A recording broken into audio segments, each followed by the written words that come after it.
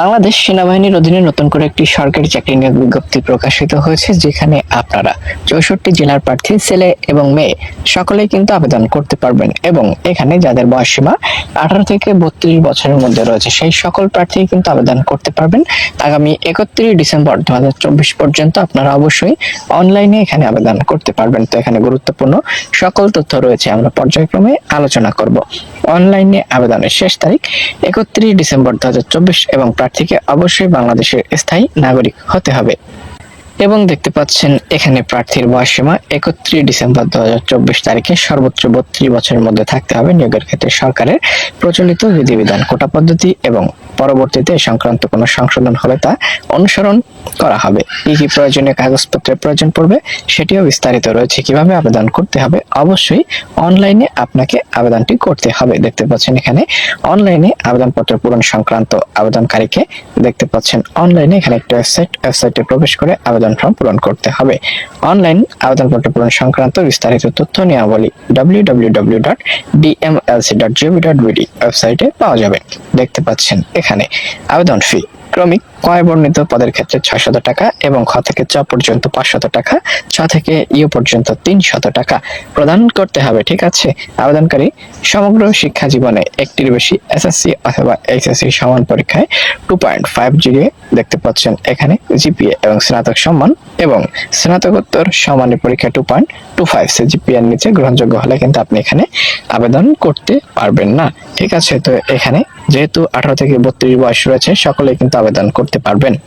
গণপ্রজাতন্ত্রী বাংলাদেশ সরকার সামরিক ভূমি ও ক্যান্টনমেন্ট অধিদপ্তর, প্রতিরক্ষা মন্ত্রণালয়, ঢাকা সেনানিবাস শিক্ষা শাখা, মূলত এটি সেনাবাহিনীর অধীনে পরিচালিত। দেখতে পাচ্ছেন সামরিক ভূমি ও ক্যান্টনমেন্ট অধিদপ্তরের আওতাধীন বিভিন্ন সেনানিবাসে ক্যান্টনমেন্ট বোর্ড পরিচালিত শিক্ষা প্রতিষ্ঠান সময় বিদ্যমান নিম্নবর্ণিত শূন্য পদে নিয়োগের জন্য নির্ধারিত যোগ্যতা সম্পন্ন প্রার্থীদের নিকট থেকে দরখাস্ত আহ্বান করা যাচ্ছে। পদের নাম, পদের সংখ্যা, বেতনের স্কেল, শিক্ষাগত যোগ্যতা আমরা নিচ থেকে শুরু করব। দেখতে পাচ্ছেন এখানে জুনিয়র শিক্ষক, যেখানে 58টি শূন্য পদ রয়েছে। দেখতে পাচ্ছেন জুনিয়র শিক্ষক 4 ও কারুকলা 2টি শূন্য পদ, জুনিয়র শিক্ষক ইসলাম ও নৈতিক শিক্ষা 4টি শূন্য পদ। দেখতে পাচ্ছেন এখানে আপনারা জুনিয়র শিক্ষক শারীরিক শিক্ষা 4টি শূন্য পদ, সহকারী শিক্ষক শারীরিক শিক্ষা 5টি শূন্য পদ, যেখানে বেতন 12,500 থেকে 30,230 টাকা এবং সহকারী শিক্ষক শারীরিক শিক্ষার জন্য বেতন 16,000 থেকে 38,640 টাকা। ডান পাশে শিক্ষাগত যোগ্যতা উল্লেখ করা রয়েছে। সহকারী শিক্ষক তথ্য ও যোগাযোগ প্রযুক্তি 3টি শূন্য পদ।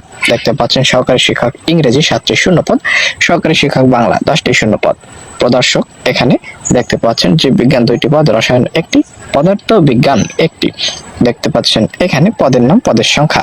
এখানে ক বিভাগ থেকে রয়েছে প্রশাসক, এখানে ইতিহাস, ইসলাম শিক্ষা, ইংরেজি, রসায়ন, গণিত, পরিসংখ্যান, যুক্তিবিদ্যা, ভূগোল, মনোবিজ্ঞান, পৌরনীতি, সুশাসন, বাংলা থেকে 13টি শূন্য পদ রয়েছে। তো এখানে কিন্তু আপনারা অবশ্যই 64 জেলার প্রার্থী ছেলে এবং মেয়ে যাদের শিক্ষাগত যোগ্যতা রয়েছে সবাই অ্যাপ্লাই করতে পারবেন। অ্যাপ্লাইয়ের জন্য এখানে একটি লিংক দেখতে পাচ্ছেন, এই লিংকে আপনাকে ক্লিক করতে হবে এবং দেখতে পাচ্ছেন এখানে একটি ওয়েবসাইট নিয়ে চলে এসেছে। এই ওয়েবসাইটের মাধ্যমে অবশ্যই আপনাকে আবেদন ফর্মটি সাবমিট করতে হবে। এখানে সংক্রান্ত সকল বিস্তারিত তথ্য রয়েছে এবং এ বিষয়ে যদি আপনাদের ভিডিও প্রয়োজন পড়ে অবশ্যই জানাবেন, আমরা কিন্তু এ বিষয়ে ভিডিও নিয়ে চলে আসবো।